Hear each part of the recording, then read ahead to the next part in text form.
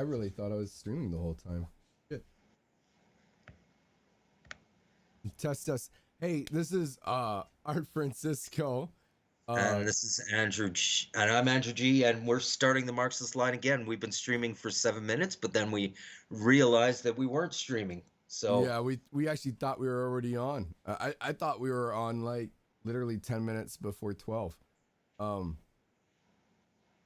anyway, Andrew and I we were talking about our topics of what we're going to talk about. And we're going to go over Afghanistan and we're going to go over what's been going on in the Carpenters Union. It's I've become extremely busy in the last few weeks, uh, like in with the Carpenters Union, and so I have not put together show notes, but most of today's show is going to be ad libs, so we don't have really any references for you guys.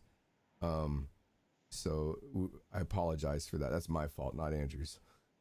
yeah, okay. So, thanks. So let's we want to give a quick recap of we were talking about Afghanistan and the Taliban and how it's not surprising that they have quickly controlled most of the country now because they're not, like I said, they're not this newly forced creative force that happened in Iraq that saw the fall of Iraq fairly quickly. Um, the Taliban's been around for decades and has a strong support base, and they're well organized, brutal but well organized. The Taliban is yeah, they as I was Andrew and I were talking earlier, and we basically said, look, the Taliban rose, after Soviet withdrawal, and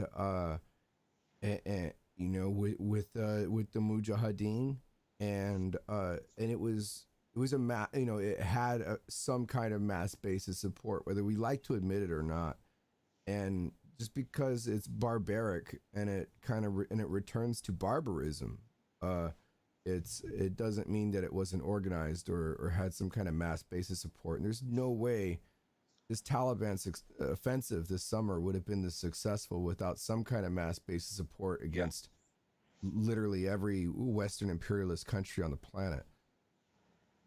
yeah, indeed.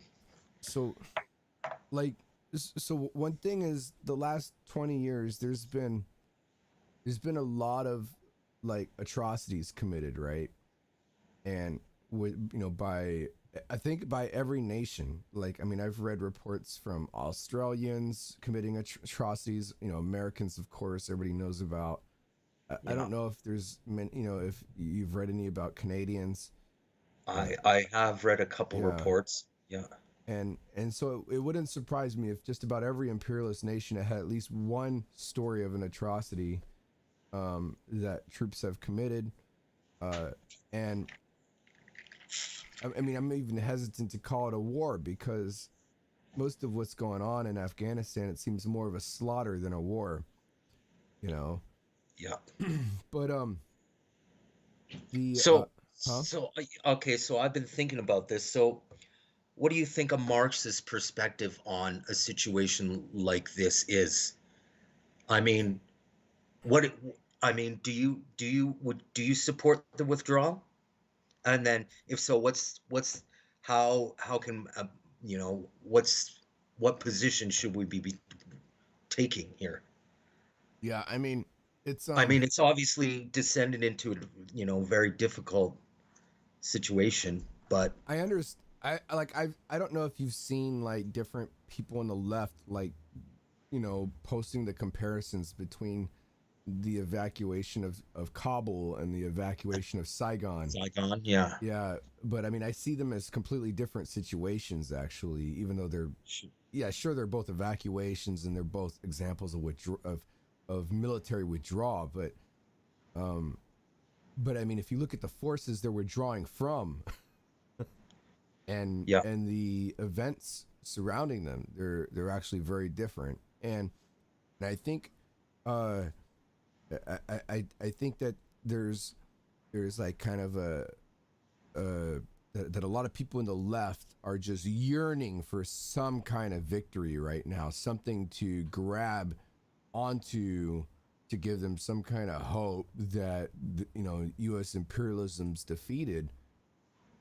And I try to be a realist, and the fact is, it sounds to me like U.S. imperialism has wanted to leave Afghanistan for a very long time, and it hasn't found a way to do that. It's like, because it want. I mean, Do you think that's because the capitalist class realizes that they're a long way from being able to profit in Afghanistan? yeah. I mean, I think that, and it's also kind of like when you buy a house and you plan on flipping it or something, and it's like the house is like basically unsalvageable, and it's like a total money pit, and you just keep throwing money at repairs and stuff. Yeah. You know, Because this isn't like Iraq. I mean, Iraq has like an energy and oil right? infrastructure. Meanwhile, I Afghanistan Iraq was has an lots of minerals. industrialized nation already. Yeah. Even Yeah, I mean, yeah, the Afghanistan. U.S. bombed the fuck out of it Yeah. and destroyed its energy grid, but Iraqis lived with all these things for decades and decades. Like they understood, like the like culturally, they understood the importance of having a functioning government. And you know, as opposed to no government, absolute barbarism, and so like, and Iraqis are very educated. There's they are. They're just.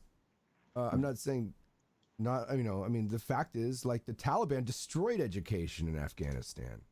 Yeah. I mean, and so like, so it's a completely different scenario, uh, and like, so the U.S. is literally has been trying to build, and not just the U.S. but Europe and Canada and all the other Western nations, but it's been spearheaded by the U.S. Um, they've been trying to build, nation build from literal scratch. Yeah. There's like nothing there. And that's, Like yeah, I mean, that's there's not a small feat, especially with the, homes made out of mud. yeah, Like the different factions and the different tribal areas. And I mean, right. I mean, it's no small feat. No, it's no small feat, and And a it's not, language you can't, that's. yeah, I mean, it's a very particular language, right? Like with different dialects of that language that is not like it's not common outside of Afghanistan, and Afghanistan's not like a major country. It's like, so there's language barriers, there's cultural barriers, there's all kinds of stuff, you know, and then on top of that, there's the typical corruption that goes on with, like, some contractor gets in there and to build a bridge, right, and gets X amount of money, like millions of dollars, to build this bridge, and then the Taliban comes up and says, look, uh we're gonna let you build that, we're gonna destroy your bridge, basically, we're gonna let you build it, and then we're gonna destroy it, yeah, um and you're gonna pay us some of that money that you made building that bridge. yeah, And that happened a lot, as I understand it. There's a lot of corruption, even in the Afghan national government, uh, and everybody recognized that. And so the and I think that U.S. imperialism and the West was really arrogant, thinking that they could do this, that they could just build an entire nation from scratch within 10-20 years. Like, it would take maybe 100 years to do this, and I yeah. think I mean, the you have to realities. build up institutions for the democratic processes to take shape. You can't just like impose democracy on a nation that doesn't have the very foundations to build democracy on. Right. Like and a and destroyed education system, and yeah. I mean, it's I mean, the Taliban took that country to the dark ages, and so um so like, uh the I mean, I think there were gains made even under this nation building project by Yeah, Western imperialism. I mean, I think it'd be wrong to dismiss all that. Like yeah, there were women that went to school for the first time yeah, in absolutely. I mean, forever. that's the tough part is like, well, how are you going to step away from this at a point where there still is mass support for the Taliban, and Right. yet there is some good being done, but at the same time, these, it's obvious the imperialist forces want out of there because they don't see any kind of turnaround for There's no quite some money to be time. made. Yeah, It's like it's a giant money pit, and the only reason to hold that territory is for basically strategic the strategic location, right? To as a yeah, base of operations to have an outpost out there, but to have an outpost that's gonna you I mean, if you look at Israel, Israel's an outpost, but Israel's like yeah, a very advanced nation, right? So it can be done, and I think they wanted something like Israel in Afghanistan, but it's like building it from scratch is not an easy thing to do, and um yeah. I mean, yeah. On top, yeah. I mean, you don't have a mass population that migrated, that were educated, and that have been in developed countries. I mean, it's yeah, they're and transporting knowledge. and at the same time they were trying to build this country, but they wanted to build it in a way where they could control it, right? Yeah, Like they didn't want it to be built as like an independent country. I mean, it was built as a puppet state. And so uh right, like the government and everything, like Karzai. And so like but because of that, corruption was just rampant. And nobody I mean, I think it seems to me like a lot of Afghans just had a severe distrust of it, especially the fact that like there's all these massacres and bombings by the Western forces in Afghanistan, and basically there's zero accountability, and the government is completely associated with it, right? And so yeah, the ANA soldiers were fighting literally shoulder to shoulder with Western soldiers. So um committing the same massacres, like same atrocities all together. And it's like, okay, so you have 20 years of all these atrocities and stuff, and it's like, yeah, the Taliban are bad, but they're not bombing our villages and bombing our weddings and killing our families and stuff every day, you know and it's after 20 years I think you start forgetting like how bad the Taliban were. I'm not saying the Taliban are better or worse, but yeah, I mean that credibility goes a long ways, that trust. And so um yeah. so I mean, yeah, because yeah, exactly. I mean, it's both. I mean, it's yeah, no doubt Taliban has done some horrible things, and I mean, the most recent I can remember is that school massacre that occurred couple years ago. I can't remember that, but then it gets turned on its head. I'm like, well, that's the U.S. and its forces did the same thing for years there too. So you know, anyways, do you any final thoughts? Maybe we can yeah, I mean, I think go over this again next week. yeah, so like I mean, I think like that it seems to me that the left I mean, it is correct that it's a big defeat for U.S. imperialism and Western imperialism, like all of the Western countries that were involved. I think it was certainly it was a defeat for them. I mean, it was humiliating, and it showed it was a failure. They failed to do what they set out to do, which was not just which was one, to militarily defeat the Taliban, and then two, to build Afghanistan into an ally of the United States and Europe. And Yeah, so I think they failed to do that. And so that was a big defeat. And then of course there's thousands of troops that are demoralized, and They have battle fatigue and they're wounded and they're killed, and so that's another issue. Though I think that Western imperialism's less concerned with that, Yeah. than So, like say the public is.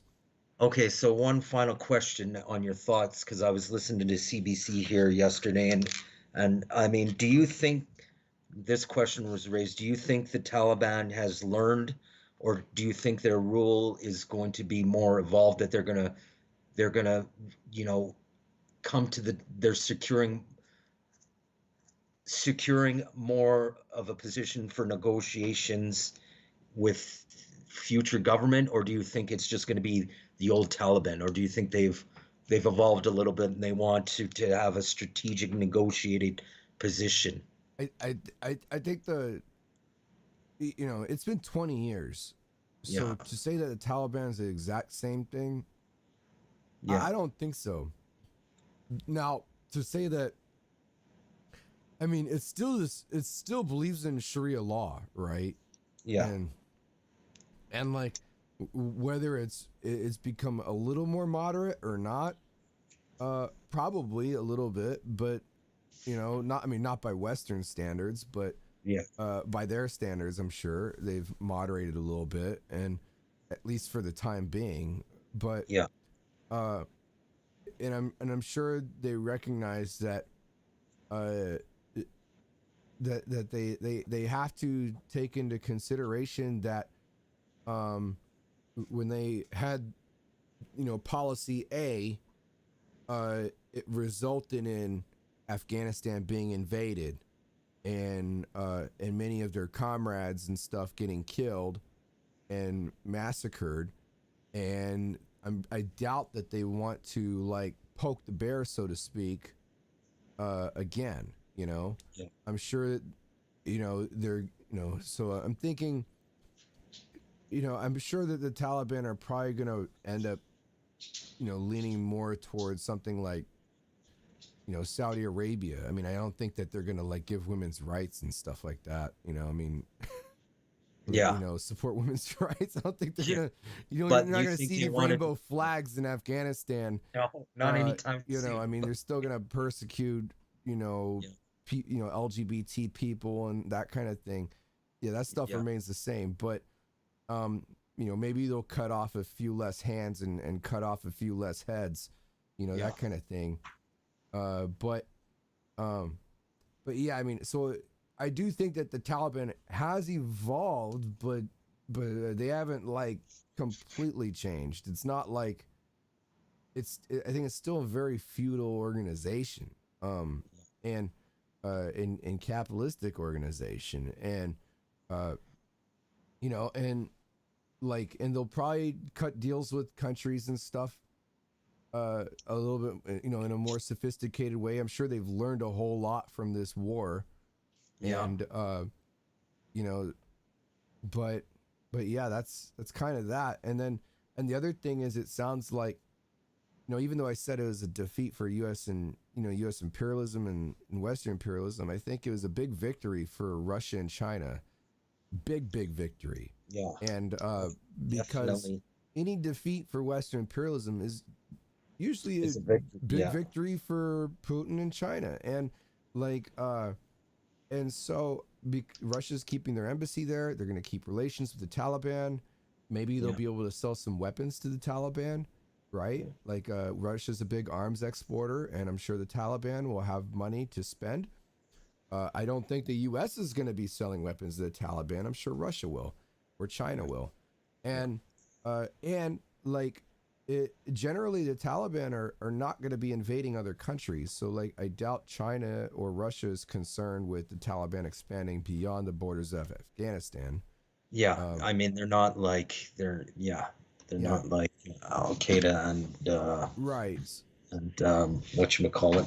So it'll be the dark ages in Afghanistan, and I But think that's going yeah, to be. I think that'll be fine for like from the Russian and the Chinese imperialist perspective. perspective, Yeah, is they'll become a buffer state, and I think that's what they want. They would much rather have a buffer state there that's like a no man's land than have a U.S. U.S. outpost right there with fighter jets and bombers and all that other crap. They're All like right. right outside their border. And I Okay. think for the working class as a whole, I kind of see this as a defeat. Actually, No, yeah, that's definitely, it's a yeah. big I defeat. mean, yeah. And All right. one more Oh, thing, one Andrew, more thing and I'll try to before be we. quick. Okay. I think the U.S. is shifting its forces to be more concerned with engaging a major power. I mean, that's I know Ben talks about that a lot, but like Ben Seattle talks about that a lot, but I Yeah. mean, I really do think so, and I think that this is a sign of that, and I think that's why there's been a desire to withdraw from Afghanistan because it's a money pit and it's a total drain on its resources and its military capability, and it I think given what I've read from Biden and all that, it sounds like they have concluded that they think that Russia and China would love for the United States, not us, for the United States to be bogged down in Afghanistan, and that's their calculus, and uh, so yeah, I think that my concern is that there would be a potential major military conflict in the future because now we're moving away from this era of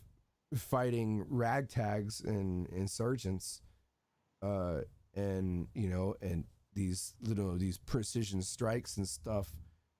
And I'm concerned that we're going to be looking at major theaters of war again. Yeah. Yeah. And that is definitely going to be a defeat for the working class. Right, exactly. So, all right. So we'll come back to that next week maybe. And Art, you want to give us your update on the contract negotiations for the Carpenters Union?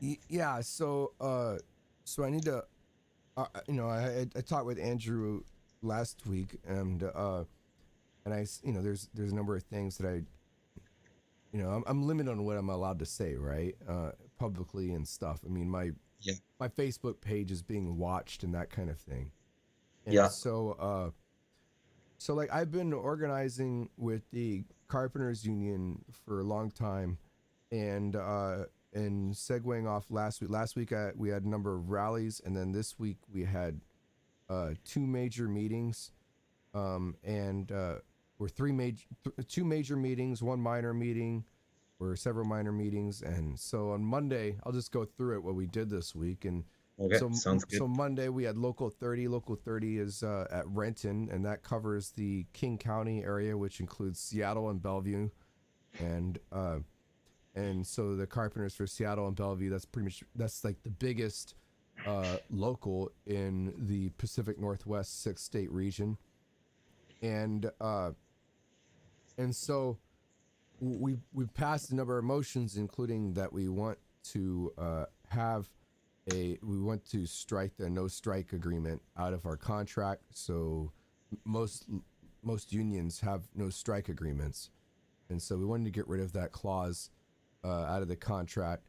And these motions are mainly just opinions of the local, and we also pushed for no more extensions for the local to make the opinion of to affirm that we should support no more extensions, and that we should support a strong total package of $21 over 3 years, and that we should make the statement that carpenters should not cross the picket lines of other trades, or take any actions that could hurt the solidarity with other trades. Mm-hmm. And so like a couple of those motions passed. It passed that the no strike clause motion passed, to make the opinion against that, to make the opinion against extensions passed.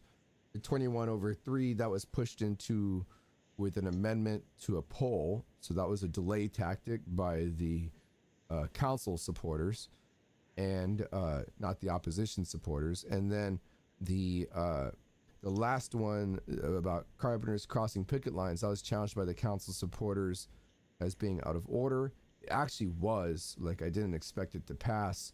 And so and so that was stricken because it was out of order. But and the reason is because the idea of not crossing a picket line is actually like that's actually a work stoppage. That's Yeah. technically a work stoppage, and so because it's a work stoppage, it's basically a strike, and it's not sanctioned. So it wasn't like it, the union didn't authorize it and all that, and so because it's an unsanctioned strike, it's basically a wildcat.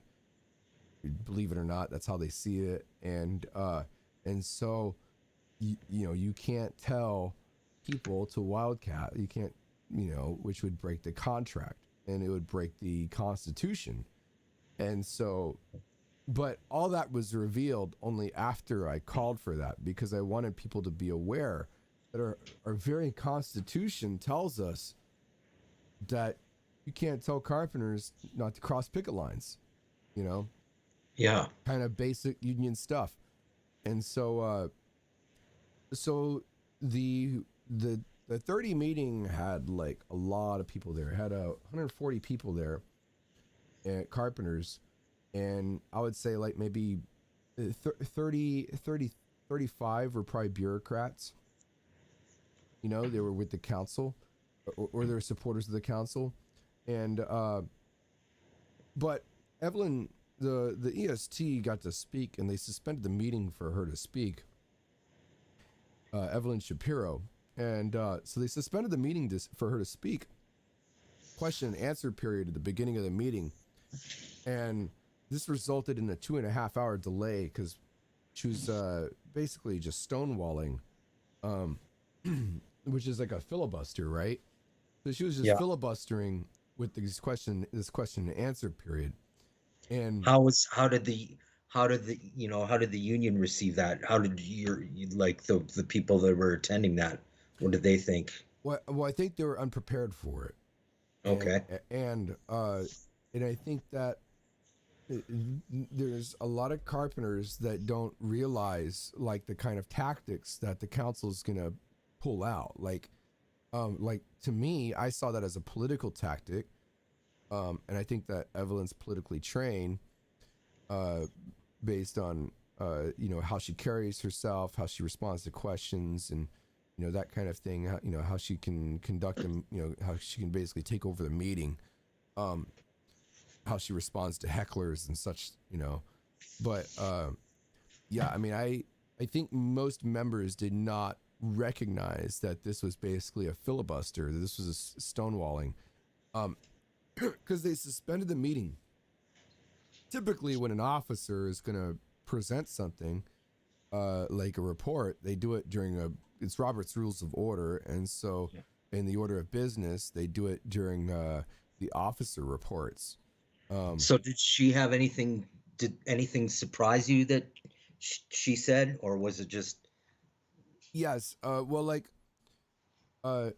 She did the same. She did this at both meetings, at the 30 meeting and at the 129 meeting, and the 2.5 hours damn near made it impossible to pass motions. So, so after this, I put out a statement saying, hey, we can't let her like just stonewall us like this, or we're not going to get anything passed at our meetings. These meetings are very important. They're the only meetings during our contract sessions.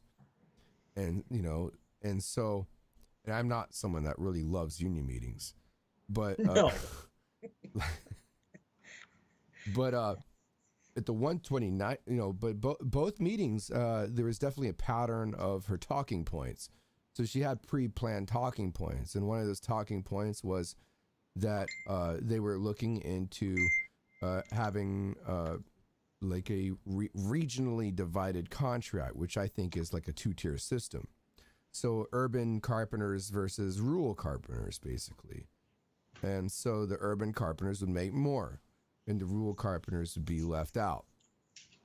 And that was an attempt to please the urban carpenters in Seattle, and in order to get them to vote for it. And so it's like, yeah, we'll give you guys a raise, but we're not going to give the other guys a raise. And so, so that was something I heard at both meetings, and so that and this is the third time I've heard it because she's given like kind of a Q&A session before, and so I think that's like actually the direction they're planning on taking. And then the other thing is there's a lot of talk about market share, and which has become a really hot topic in the union. And one of the things is that she said is that she wants to keep the wages down so that way they would be able to sign contracts with the contractors to make those contractors union signatory. And so the other thing at the 129 meeting that was brought up is the fact that she's like a very, very strong proponent of a top-down organizing approach, and that she opposes bottom-up organizing, which she was very clear about it, actually, for the first time I've ever heard her speak. She was like very frank, which is unusual. And because normally, like, I kind of know that, yes, that's what she believes in, but she's never like just outwardly said, Put it hey, out I there. believe in top-down organizing. Yeah. Signing contractors, and therefore I got to keep your wages down to do that. Yeah. And so she basically just said that, like outright said that at 129, and then they admitted that they only organized two contractors bottom up style, and that was 3 years ago. So like it's like 100% top down. And so Okay, so do you think, do you think that was kind of a blunder on her part on exposing herself I like do. that to the union? You do think? Yeah, and I think it's because she's been getting pressed on that issue. Yeah. And then the other thing is, it's come out like that she basically argued to give Doug Tweedy, the former EST, a golden parachute, a severance package. Yeah.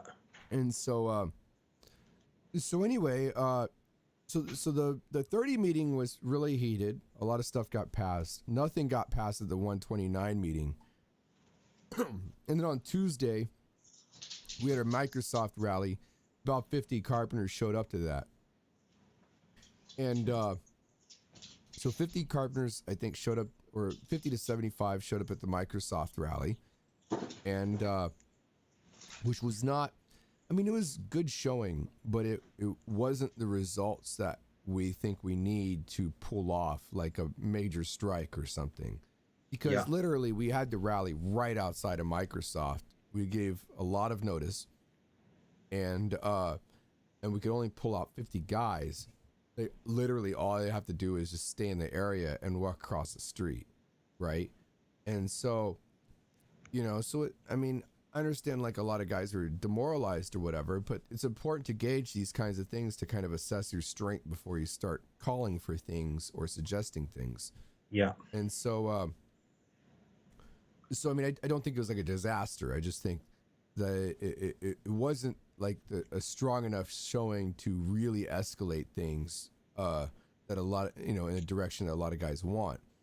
And it's still important to have, like, it was necessary to have that rally. And so we had that, and a couple business agents, showed up, and I said, quite frankly, one of them tried to take over the microphone, tried to, shout at me while I was speaking. And I said, look, this is not your rally. This is not your meeting. You're a guest here. And look, you're a business agent that you guys have been fighting us for the whole summer. I'll give you a chance to speak for a couple minutes, but you got to respect us because this is our meeting, and these are big guys. These are like they look like they've been pumping iron like all, their whole career or something. And intimidation tactics, you think? Yeah, these are pretty big boys. And but he backed off, which was good. Like, I'm not a big guy. And so so anyway,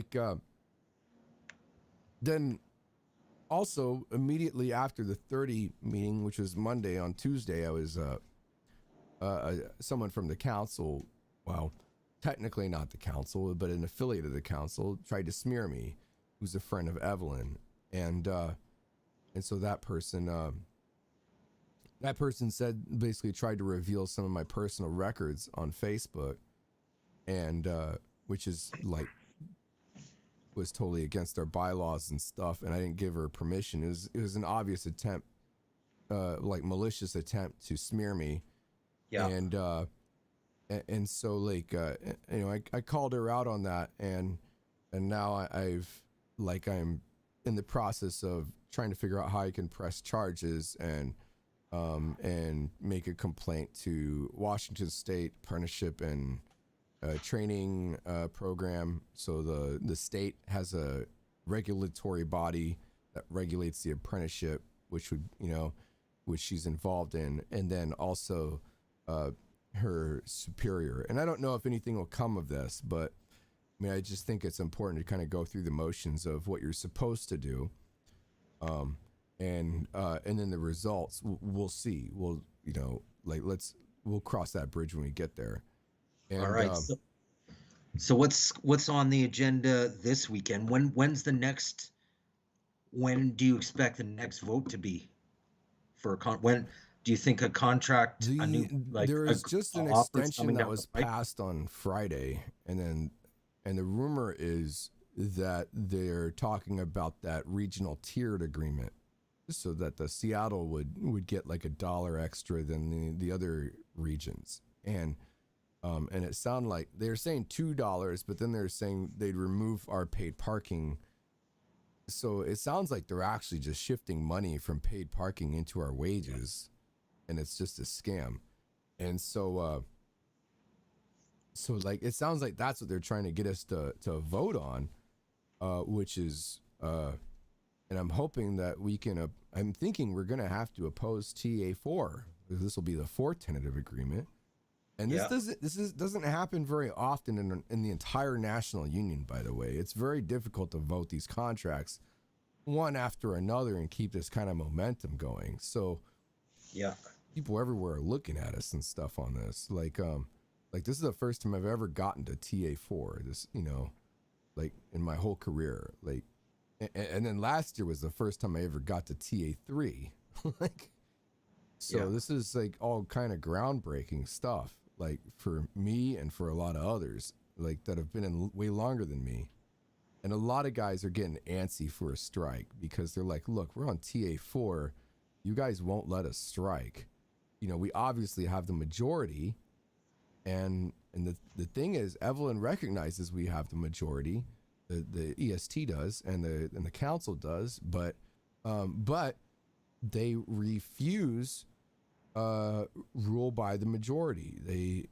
It's instead we have a rule by minority system, and it's undemocratic. Yeah.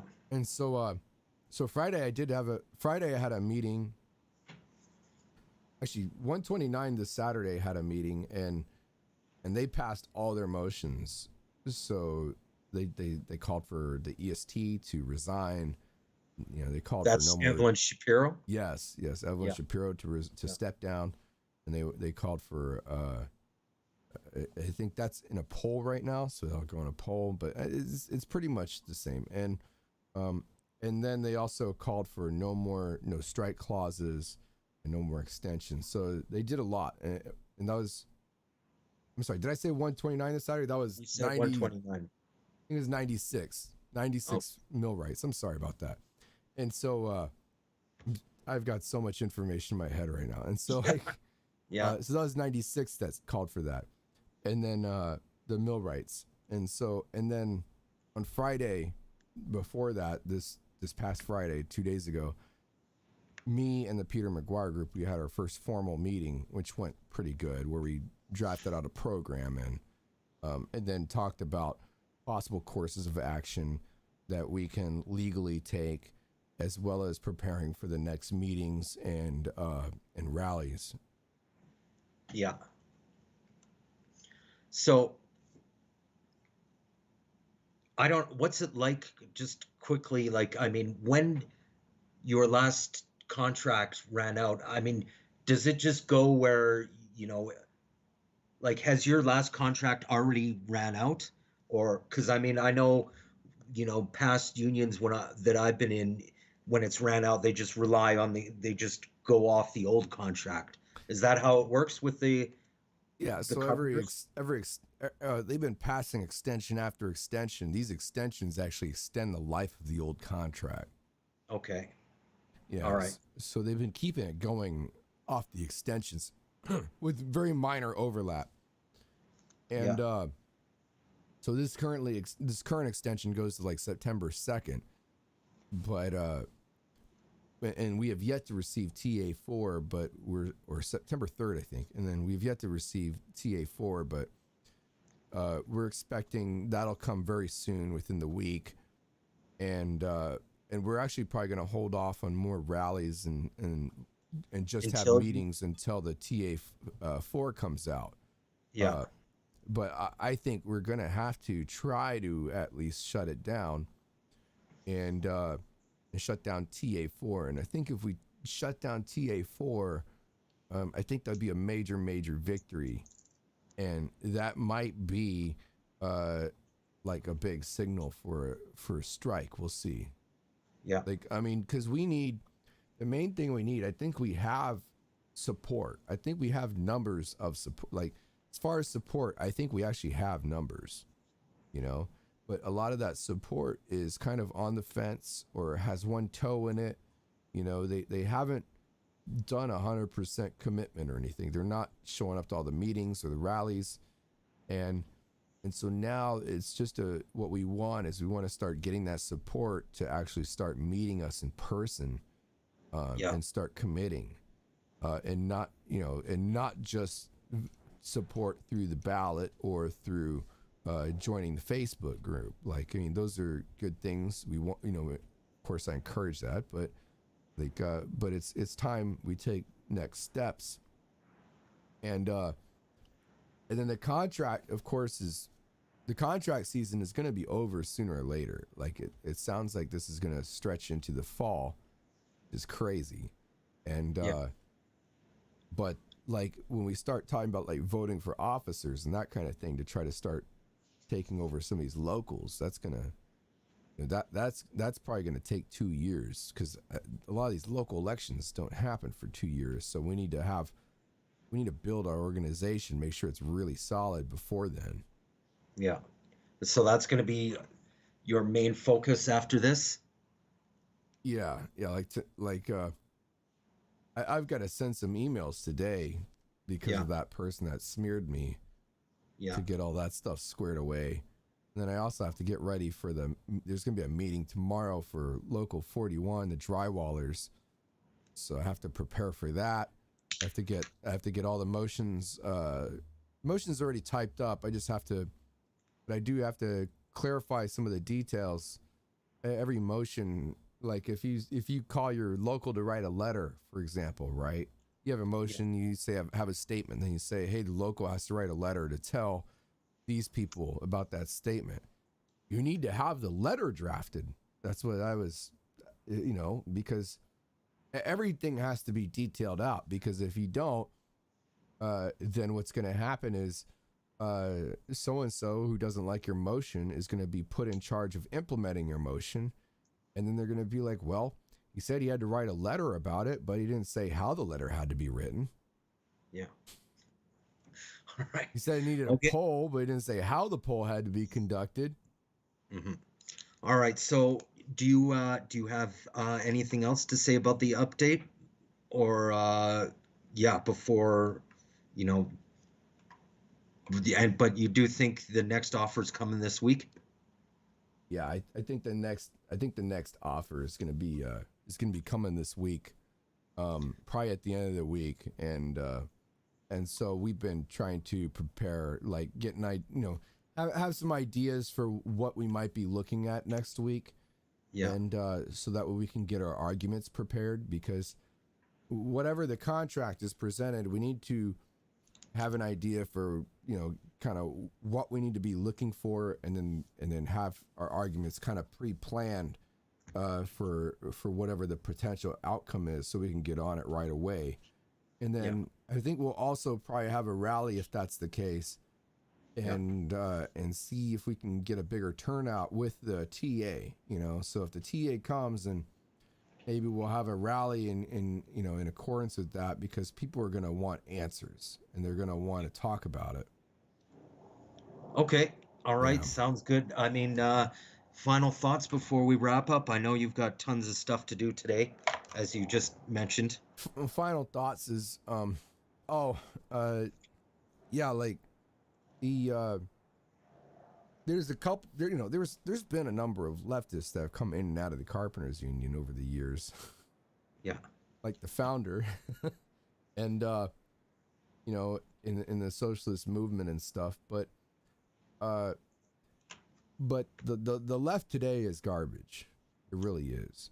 And and our show has kind of proven that. Like, I mean, it's, which sadly is proven that, but I mean, it's, the point of the show was to study what's going on in the Marxist community, which is, you know, kind of a microcosm of the left itself too. You know, and so so the left has been, I understand it's been very demoralizing. Like, if you follow the show, or you followed, well, we had, even for me and Andrew, we've had to keep our spirits up on this stuff. And but at the same time, like, and the workers' movement's been smashed because of this, but like, at the same time, a lot of these, like, carpenters, a lot of them not like politically woke, right? Like, I mean, they are doing a lot of woke ass shit, and a lot of them are a lot more woke than the left or the Marxist community, you know? And they recognize that there's a need to fight and work for this stuff, and they're asking the right questions, and they're educating themselves. And that's given me a lot of hope that, you know, that, and it's helped me to understand that I don't think the issue is the workers not being woke or not being conscious enough. I believe it's an issue of, I think we're in a crisis of leadership.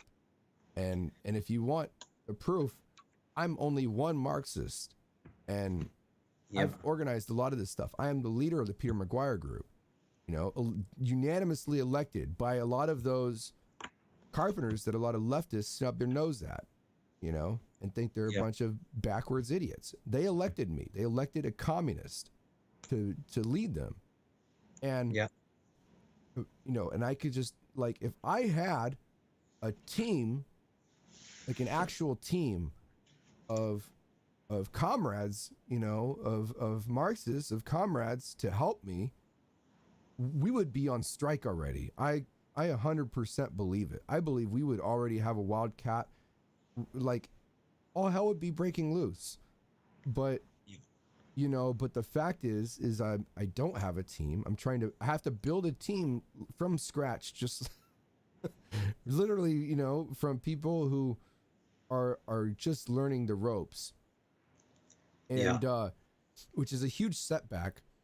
And I just and I just want to get that out there. It's like it doesn't have to be that way, you know. Like the Marxist community, which we've been trying to build, Andrew, is in a lot of trouble. Yeah. And if it wasn't in a lot of trouble, something like this, like we would, I think, would be a lot further ahead than where we are right now, you know. And it's not just something that just affects the carpenters, because the carpenters are like 40% of all construction labor on the construction job site. And so, because that includes like the drywallers and the, you know, and whatnot, and the finish guys and stuff. And so, and that affects all the other trades. Like carpenters do drywall and taping, right? And that affects the painters union. Like you're a painter, right? And so it's Yeah. like because they tie their wages with hours, you Yeah. know, and so yeah, like even though it's a carpenters union, it's like it's a very influential union, very influential in the construction industry and Mhm. in the labor movement as a whole. And it's like these are opportunities we don't get very often. Like, I mean, if I didn't think it was an opportunity that was worthwhile, or that it was something that really, like, yeah, that happens all the time, like I can ignore it. Yeah, like I wouldn't be involved, but it's kind of a rare opportunity to get involved in this kind of thing, and it sucks that we don't have the support network that we really need to be super effective, and and Yeah. I and I and mean, and it's just getting more and more expensive to live in Seattle, yes, too, especially like, I mean, it's gonna, I know it's like that in Vancouver and look what happened to San Francisco. And I mean, this is what happens, you know, soon it starts going the other way. These cities have these huge divide, crime, the working class can't afford it, and all these problems start to spiral out of control. And yeah, I mean, it's important. It's definitely important to fight for these yeah, things in and your, I think it is the like imperative for everybody in the Marxist community to be trying to build this community, to build the Marxist community, to rebuild the left, and and that's going to require some study of it, and it's going to require that little word called solidarity, which, yeah. in I my mean, I want to opinion, the have left has solidarity. lost. Yeah, I want to have solidarity, but man, it's so aggravating and like so like sad that, like, I mean, I occasionally make a comment on Facebook now, but there's like these idiots, these which I call actual leftist idiots, Right, that get way more response on their pages from like people that are like, oh, let's just buy like a bunch of land and we'll move out there and we'll right. start farming our own food and blah blah blah blah blah, and yeah, and that'll solve everything. Like fucking these like leftist hippie idiots, anti-vaxxer freaking sort of But people. but Ugh, that's it's so demoralizing. frustrating. It's so frustrating Yeah, when you see these like carpenters, and some of them have right wing ideas. Some call themselves libertarians, and some have Trump flags, right? yeah, And they understand the word solidarity, better than and solidarity with workers, and the need to band together, and the need to defend each other, and the need to put aside minor differences, like minor differences with someone that is a diehard Marxist, and they understand that better than a lot of people that call themselves Marxists. Something's wrong. yeah, yeah. Yeah. All Anyway, right. Well, on that humble that you know that point, should we wrap up the show? You got lots of stuff. yeah, no, I think we should wrap up the show. I gotta get ready to roll out of here, and Yeah. Okay. And I got a bunch of work to do today too. So yeah. So thanks for joining us, everybody, and we'll see you next week. And I'll hopefully have a update on tentative agreement 4 from the Carpenters Union. yeah, thanks, and thanks for watching, everybody. See you next week. And there's the Reddit page. Check it out. Send me a message. I know, like, I'm super busy. I think Andrew's pretty busy right now, but we will get to it. We do take looks at, we do look at it. Yeah. Hopefully, Um, we'll, when things settle down, we'll be back on track for a retooled show in the fall here. yeah, So and we've got a number of like messages from like Ben Seattle about a few things that we do want to cover. We just yeah, no, we're yeah, hoping on we're hoping on covering it maybe in a week or two. yeah. Okay.